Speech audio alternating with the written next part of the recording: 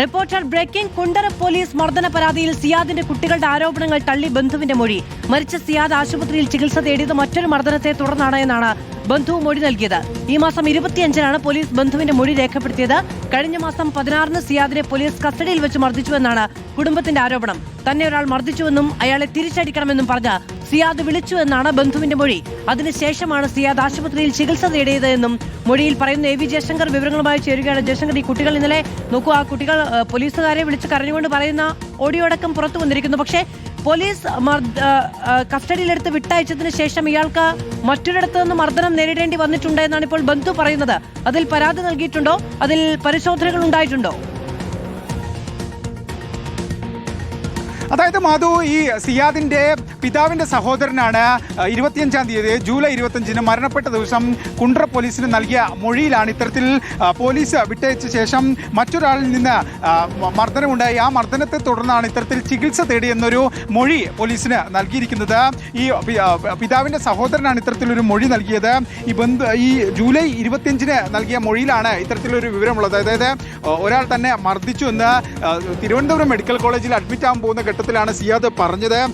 ഇത്തരത്തിൽ ഇപ്പോൾ നിലവിൽ സിയാദ് ഒപ്പം താമസിച്ചിരിക്കുന്ന യുവതിയും അവരുടെ മക്കളുമാണ് കഴിഞ്ഞ ദിവസം ഇങ്ങനെ പോലീസ് മർദ്ദനവുമായി ബന്ധപ്പെട്ട പരാതി നൽകിയത്. പക്ഷേ സിയാദിന്റെ പിതാവിന്റെ സഹോദരൻ പോലീസിൽ നൽകിയിരിക്കുന്ന ഒരു മൊഴിയാണ് ഇപ്പോൾ പുറത്തു വരുന്നത്. 25-ാം തീയതി സിയാദിന്റെ മരണവുമായി ബന്ധപ്പെട്ട് പോലീസ് എഫ്ഐആർ അസ്വാഭാവിക മരണത്തിന് കേസെടുക്കുന്ന ഘട്ടത്തിലാണ് ഇത്തരത്തിൽ ഒരു മൊഴി ഇദ്ദേഹം നൽകിയത്. ഇതിൽ മറ്റൊരാൾ മർദ്ദിച്ചു എന്നാണ് ആ മൊഴിയിൽ പറയുന്നതെന്നാണ് മനസ്സിലാക്കുന്നത്. ഈ ആശുപത്രിയിലേക്ക് പോകുന്നതിനിടയിലാണ് ഇത്തരത്തിലൊരു മൊഴി നൽകിയതെന്നും നമുക്ക് ലഭ്യമാകുന്ന വിവരത്തിൽ പറയുന്നു. തന്നെ ഒരാൾ മർദ്ദിച്ചു, അയാളെ തിരിച്ചടിക്കണമെന്ന് സിയാദ് ഫോണിൽ വിളിച്ചു പറഞ്ഞു എന്നാണ് ഈ പിതാവിന്റെ സഹോദരൻ നൽകിയിരിക്കുന്ന മൊഴി.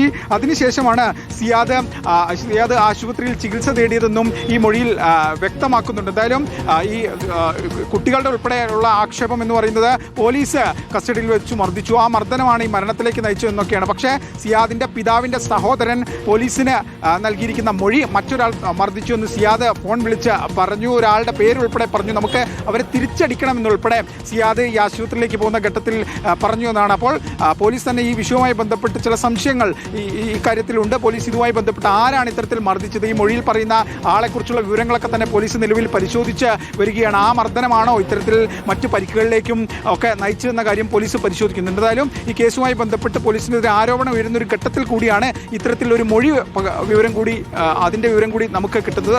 ഈ സിയാദിന്റെ പിതാവിന്റെ സഹോദരനാണ് ഇത്തരത്തിൽ മറ്റൊരാൾ മർദ്ദിച്ചു എന്നൊരു മൊഴി പോലീസ് നൽകിയിരിക്കുന്നത്. സിയാദ് ആശുപത്രിയിൽ അഡ്മിറ്റ് ആകാൻ പോകുന്ന ഘട്ടത്തിലാണ് നൽകാനുണ്ടാകുന്ന കാരണം എന്താണ്? കാരണം പോലീസാണ് ഈ കേസിൽ ആദ്യ മർദ്ദനവുമായി ബന്ധപ്പെട്ട ആരോപണ വിധേയർ. അതിനിടയിൽ ഈ ബന്ധു സ്വന്തം ഇഷ്ടപ്രകാരം പോലീസുമായി മൊഴി നൽകുകയായിരുന്നോ? അതായത് മാധു, ഈ വിഷയവുമായി ബന്ധപ്പെട്ട വാർത്തകളൊക്കെ തന്നെ പുറത്തു വരുന്നത് ഇന്നലെയാണ്. അതായത് 27-ാം തീയതിയാണ് ഇതുമായി ബന്ധപ്പെട്ട വാർത്തകളൊക്കെ പുറത്തു വരുന്നത്. പക്ഷേ ഈ പിതാവിന്റെ സഹോദരൻ മൊഴി നൽകുന്നത് 25-ാം തീയതിയാണ്. അതായത് സിയാദ് മരണപ്പെട്ടതിന് ശേഷം ഒരു അസ്വാഭാവിക മരണത്തിന് കുണ്ട്ര പോലീസ് ഒരു എഫ്ഐആർ രജിസ്റ്റർ ചെയ്തിട്ടുണ്ട്. ആ എഫ്ഐആർ രജിസ്റ്റർ ചെയ്യുന്ന ഘട്ടത്തിലാണ് ഈ പിതാവിന്റെ സഹോദരന്റെ മൊഴി രേഖപ്പെടുത്തിയെന്നാണ് മനസ്സിലാക്കുന്നത്. അതായത് 25-ാം തീയതി ഈ ആരോപണങ്ങൾ, ഈ കുട്ടികളുടെ ആരോപണങ്ങൾ, ഒപ്പം തന്നെ മറ്റു വിഷയങ്ങളൊക്കെ തന്നെ ഈ മാധ്യമ വാർത്തകളൊക്കെ വരുന്നത് ദിവസങ്ങൾക്ക് മുമ്പ്, മണിക്കൂറുകൾക്ക് മുമ്പ് രേഖപ്പെടുത്തപ്പെട്ട ഒരു മൊഴിയാണ്. 25-ാം തീയതി കുണ്ട്ര പോലീസ് സ്റ്റേഷനിൽ ഇദ്ദേഹം നൽകിയൊരു മൊഴിയാണ്. ആ മൊഴി നൽകി, ആ മൊഴി വായിച്ചു കേട്ട് അത് ശരിയാണെന്ന് എഴുതി ഒപ്പിട്ട് പോലീസിന് നൽകിയെന്നാണ് നമുക്ക് നിലവിൽ ലഭ്യമാകുന്നവരും. അതായത് ഒരു എഫ്ഐആർ രജിസ്റ്റർ ചെയ്യുന്ന ഘട്ടത്തിൽ പോലീസിന് അത്തരം മൊഴിയെടുപ്പ് കാര്യങ്ങളൊക്കെ വേണം. ആ ഒരു നടപടിക്രമങ്ങളുടെ ഭാഗമായി ഈ വാർത്തകളൊക്കെ പുറത്തു വരുന്നതിന് മുമ്പ് ഈ കുടുംബം ആയിട്ടുള്ള ഈ കുട്ടികളുടെ ഉൾപ്പെടെ പ്രതികരണങ്ങളും പോലീസിനെതിരെയുള്ള ആരോപണങ്ങളും ഒക്കെ രേഖാമൂലം,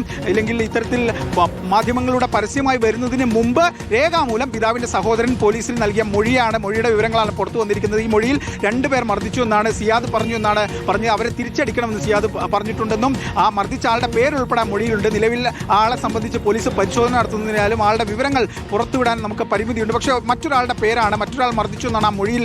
സിയാദിന്റെ അച്ഛന്റെ സഹോദരനാണ് ഇങ്ങനെ ഒരു മൊഴി നൽകിയിരിക്കുന്നത്. സിയാദ് ആശുപത്രിയിൽ ചികിത്സ തേടിയത് മറ്റൊരു മർദ്ദനത്തെ തുടർന്നാണ് എന്നാണ് ബന്ധു മൊഴി നൽകിയിരിക്കുന്നത്.